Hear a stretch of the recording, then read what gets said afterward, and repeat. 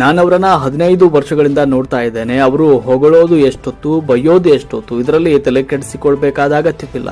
ನಮ್ಮ ಪಕ್ಷದಲ್ಲಿ ಯಾವುದೇ ಗೊಂದಲಗಳಿಲ್ಲ ಅಂತ ಅವರು ಸ್ಪಷ್ಟಪಡಿಸಿದ್ದಾರೆ.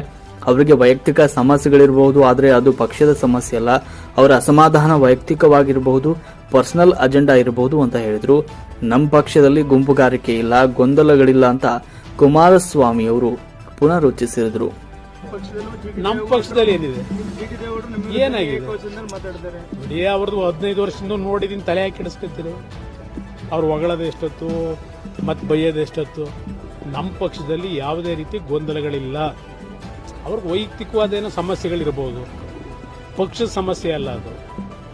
ಅವ್ರ ವೈಯಕ್ತಿಕ ಸಮಸ್ಯೆಗಳಿಂದ ಅವ್ರದ್ದೇನೋ ಪರ್ಸನಲ್ ಅಜೆಂಡಾಗಳಿರ್ಬೋದು.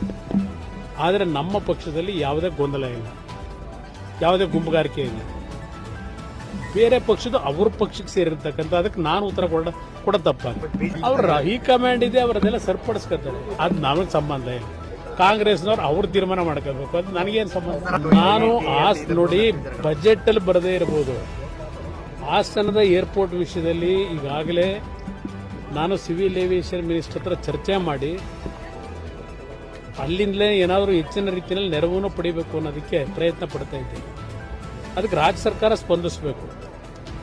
ಇವತ್ತು ಅಲ್ಲಿ ಏನೇನು ನಡೆದಿದೆ, ಸ್ಥಳೀಯವಾಗಿ ಯಾರ್ಯಾರು ಸೇರ್ಕೊಂಡು ಏನೇನು ಭೂಮಿ ಹೊಡೆದು ಏನೋ ಬಡಾವಣೆ ರಚನೆ ಮಾಡಿ ನಾವು ಏರ್ಪೋರ್ಟ್ ಮಾಡಿದ್ರೆ ಜನ ಓಡಾಡಕ್ಕಲ್ಲ ಮಾಡಬೇಕು ಅಂತ ದೇವೇಗೌಡರ ಕನಸು. ನಮ್ಮ ರೈತರು ಬೆಳೆಯತಕ್ಕಂಥ ಬೆಳೆಗೆ ಒಂದು ಹೊಸ ಪದ್ಧತಿಯಲ್ಲಿ ರೈತರ ಕೃಷಿ ವಲಯಕ್ಕೆ ಉತ್ತೇಜನ ಕೊಟ್ಟು ಬೆಳೆದಂಥ ಬೆಳೆ ವಿದೇಶಗಳಿಗೆ ಏರ್ ಕಾರ್ಗೋದಲ್ಲಿ ಎಕ್ಸ್ಪೋರ್ಟ್ ಮಾಡಿ ರೈತರ ಆರ್ಥಿಕ ಶಕ್ತಿಯನ್ನು ಸದೃಢಗೊಳಿಸಬೇಕು ಅನ್ನೋದು ದೇವೇಗೌಡರ ಒಂದು ಕನಸಿದೆ. 25 ವರ್ಷದಿಂದ ಪಾಪ ಅದರ ಬಗ್ಗೆನೇ ಅವ್ರ ಚಿಂತೆ. ಇವರು ಎಷ್ಟರ ಮಟ್ಟಿಗೆ ಇವರು ಬೆಂಬಲ ಕೊಡ್ತಾ ಇದ್ದಾರೆ, ಇದು ಇರ್ತಕ್ಕಂಥ ಪ್ರಶ್ನೆ. ಅವರು ಎಲ್ಲ ರೀತಿ ಸಕಾರಾತ್ಮಕ ಸ್ಪಂದಿಸಿದ್ದಾರೆ. ಜೊತೆಗೆ ಒಂದು ಇಲ್ಲಿಯ ಇನ್ಫ್ರಾಸ್ಟ್ರಕ್ಚರ್ ಸೆಕ್ರೆಟರಿ ಏನಿದ್ದಾರೆ, ಒಂದು ಸಭೆ ಕರೀರಿ ಅಂತ ರಿಕ್ವೆಸ್ಟ್ ಮಾಡಿದ್ದೀನಿ ಮಿನಿಸ್ಟ್ರಿಗೆ, ಕರೀತಾರೆ ಸದ್ಯ. ರಾಜ್ಯದಲ್ಲೇ ಅವರು ಹೋರಾಟ ಮಾಡಬೇಕು ಅನ್ನೋದಿದೆ. ಅವರು ನನಗೀಗೇನು ಹೆಚ್ಚಿನ ಜವಾಬ್ದಾರಿ ಪ್ರಧಾನಮಂತ್ರಿಗಳು ಕೊಟ್ಟಿದ್ದಾರೆ. ಇಲ್ಲಿ ಪಕ್ಷದ ಸಂಘಟನೆಗೆ ನನ್ನ ವಯಸ್ಸಿನ ಸಮಸ್ಯೆ ಇದ್ರು, ಪಕ್ಷದ ಸಂಘಟನೆಗೆ ಕಾರ್ಯಕರ್ತರಿಗೆ ಒಂದು ಶಕ್ತಿ ತುಂಬಲಿಕ್ಕೆ ನಾನೇ ಓಡಾಡಬೇಕು ಅಂತಕ್ಕಂಥ ನಿರ್ಧಾರ ಮಾಡಿದ್ದೀನಿ ಅಂತ ಈಗಾಗಲೇ ಘೋಷಣೆ ಮಾಡಿಬಿಟ್ಟಿದ್ದಾರೆ. ಈಗ ನನಗೆ ಬೇರೆ ಬೇರೆ ರೀತಿಯಲ್ಲಿ ಒತ್ತಡಗಳಿದೆ ಅಂತ ಹೇಳಿ.